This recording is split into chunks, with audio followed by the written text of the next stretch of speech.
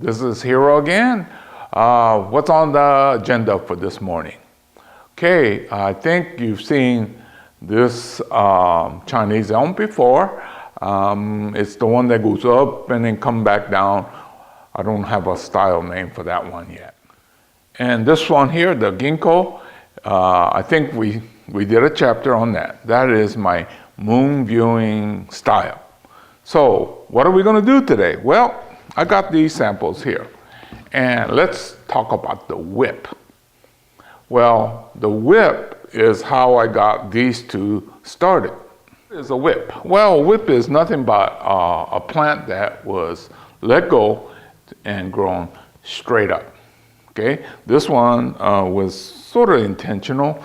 Some of these is because of neglect. Actually, if I cut off this whip part, it has a start of a new bonsai. But what I wanted to do today was the whip.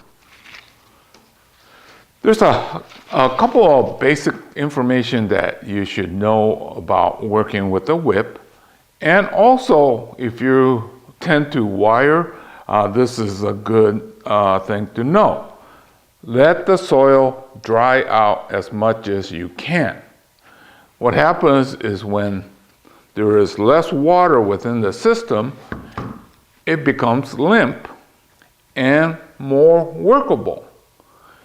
Now, don't go too far, then you'll kill it. But you got to make it so that it's dry as possible, yet healthy, and then it will be very flexible. Less snapping. Okay.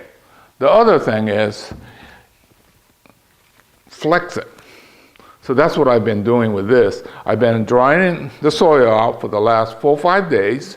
Still some moisture, but fairly dry. And then the other thing I've been doing is I've been flexing these.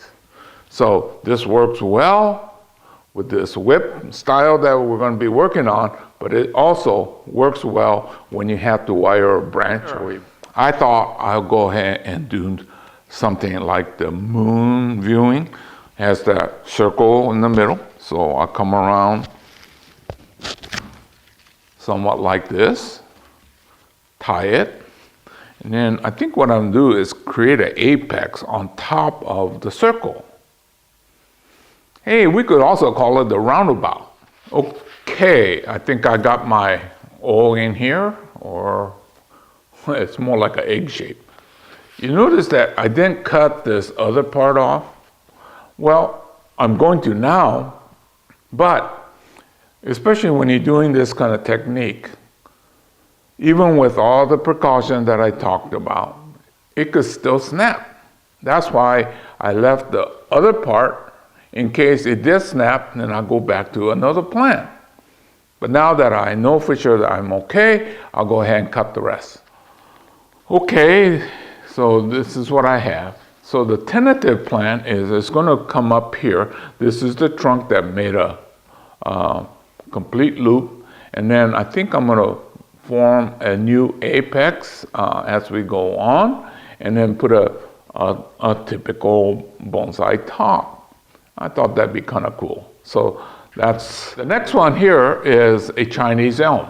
And it goes straight up, and I've been kind of feeling it, and it kind of feels down below here. It has a feel that it could snap on me. So what I'm thinking is I want to put a fairly tight curve and bring these down so it's kind of like a weeping variety. You know, this is not a weeping variety elm, but I could make it look like a weeping. Okay, this is another olive, and it feels very flexible. So I'm going to try a few different things. And so the Chinese elm is got a twisted trunk that is going to be weeping.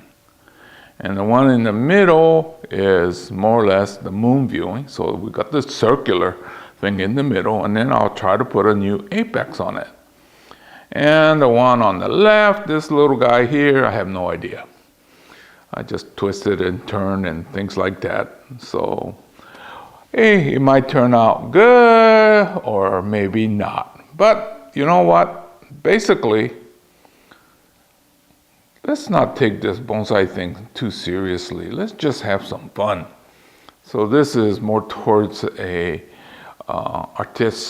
artistic expression. And let's just call it the same. Well, hopefully you enjoy some of my off-the-wall or slightly different approach to bonsai. And I do want to thank all my worldwide followers that, I'm just very thankful that you're watching and appreciate what I do. So anyway, this is Hiro saying goodbye, and I'll see you again real soon in another chapter. So this was how to work with